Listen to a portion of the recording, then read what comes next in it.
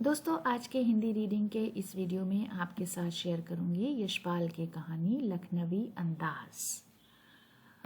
मुफस्सिल को passenger train चल पड़ने की उतावली में फुंकार रही थी। आराम से सेकंड क्लास में जाने के लिए दाम अधिक ज़्यादा लगते हैं। दूर तो जाना नहीं था, भीड़ से बचकर एकांत अकेले में नई कहानी के संबंध में मुतालिक सोच सकने और खिड़की से प्राकृतिक दृश्य, प्राकृतिक है कुदरती, दृश्य का मतलब है मनाजिर, देख सकने के लिए टिकट सेकंड क्लास का ही ले लिया।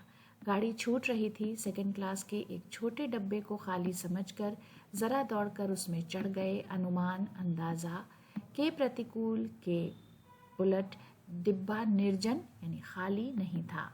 एक बर्थ पर लखनऊ की नवाबी नस्ल के एक सफ़ेद पोश सज्जन, सज्जन का मतलब है शरीफ आदमी, बहुत सुविधा आराम से पालथी मारे बैठे थे। सामने 2 ताज़े चिकने खीरे तौलिए पर रखे थे। डिब्बे में हमारे सहसा अचानक कूद जाने से सज्जन की आंखों में एकांत यानी अकेले में चिंतन, गौर व फिक्र, तो जो गौर व फिक्र अकेले में कर रहे थे वो में विघ्न खलल का असंतोष, नाराज़गी दिखाई दिया। सोचा हो सकता है ये भी कहानी के लिए सूझ, ख्याल की चिंता फिक्र में हो, या खीरे जैसी अपदार्थ गैर मरे वस्तु या चीज़ का शौक करते देखे जाने के संकोच में हो। संकोच कहते हैं हिचकिचाहट को। नवाब साहब ने संगति के लिए उत्साह, जोश नहीं दिखाया। हमने भी उनके सामने की बर्थ पर बैठकर आत्मसम्मान यानी इज्जत नफ्स में आंखें चुरा ली। खाली बैठे कल्पना तखय्युल करते रहने की पुरानी आदत है। नवाब साहब की असुविधा यानी आराम ना हो और संकोच, हिचकिचाहट के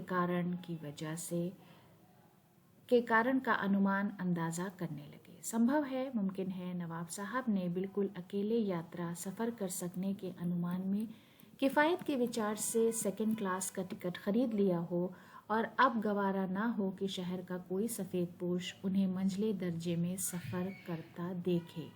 अकेले सफ़र का वक्त काटने के लिए ही खीरे खरीदे होंगे और अब किसी सफ़ेद पोश के सामने खीरा कैसे खाएं।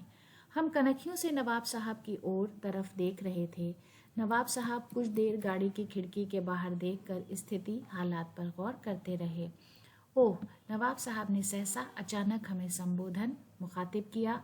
आदाब अर्ज जनाब, खीरे का शौक फरमाएंगे? नवाब साहब का सहसा अचानक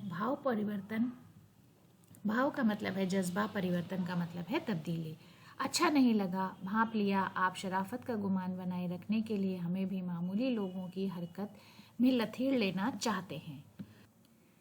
जवाब दिया, शुक्रिया, किबला शौक फरमाएं। नवाब साहब ने फिर एक पल खिड़की से बाहर देखकर गौर किया और दृढ़ का मतलब है पक्का, निश्चय का मतलब है इरादा, दृढ़ निश्चय से खीरों के नीचे रखा तौलिया झाड़ कर सामने बिछा लिया। सीट के नीचे से लोटा उठाकर दोनों खीरों को खिड़की से बाहर धोया और तौलिए से पोंछ लिया। जेब से चाकू निकाला, दोनों खीरों के सिर काटे और उन्हें गोद कर झाग निकाला। फिर खीरों को बहुत एहतियात से छीलकर फांकों को करीने से तौलिए पर सजाते गए। लखनऊ स्टेशन पर खीरा बेचने वाले खीरे के इस्तेमाल का तरीका जानते हैं। ग्राहक के लिए जीरा मिला नमक और पिसी हुई लाल मिर्च की पुड़िया भी हाजिर कर देते हैं। नवाब साहब ने बहुत करीने से खीरे की फांकों पर जीरा मिला नमक, लाल मिर्च की सुर्खी बुरक दी। उनके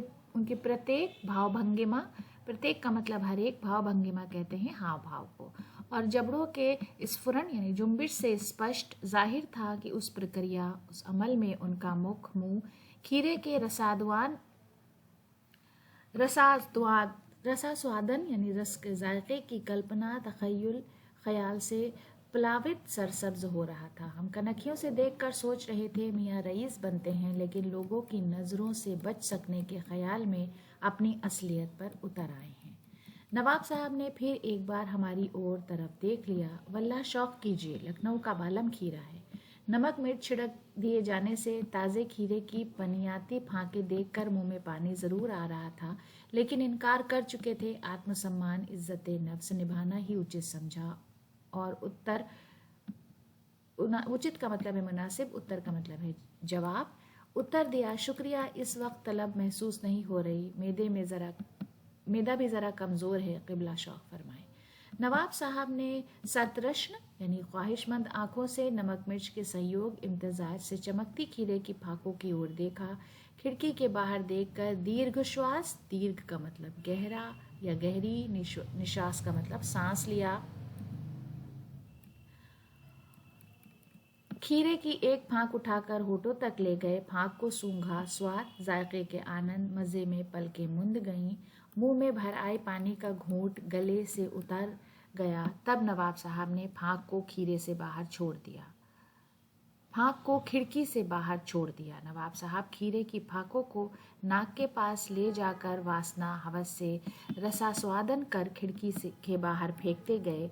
नवाब साहब ने खीरे की सब फाकों को खिड़की के बाहर फेंक कर तौलिए से हाथ और होंठ पोंछ लिए और गर्व फख्र से गुलाबी आंखों से हमारी ओर देख लिया, मानो कह रहे हों ये है ख़ानदानी रईसों का तरीक़ा। नवाब साहब खीरे की तैयारी और इस्तेमाल से थक कर लेट गए। हमें तस्लीम में सिर खम कर लेना पड़ा। ये है ख़ानदानी तहजीब, नफासत और नज़ाकत।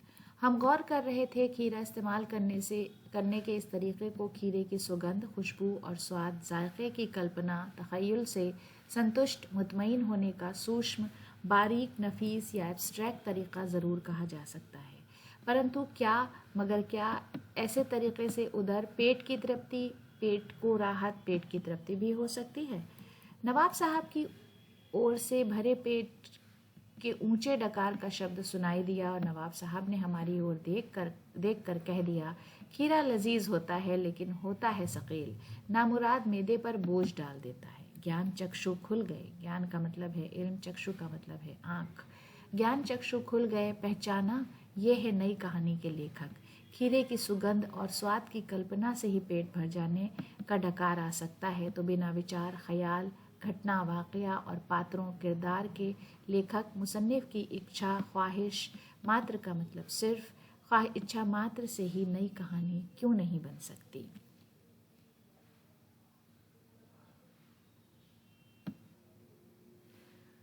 तो दोस्तों, आज की कहानी यहीं ख़त्म होती है। अगले वीडियो में आपके साथ फिर कोई कहानी शेयर करूंगी। वीडियो देखने के लिए बहुत बहुत शुक्रिया।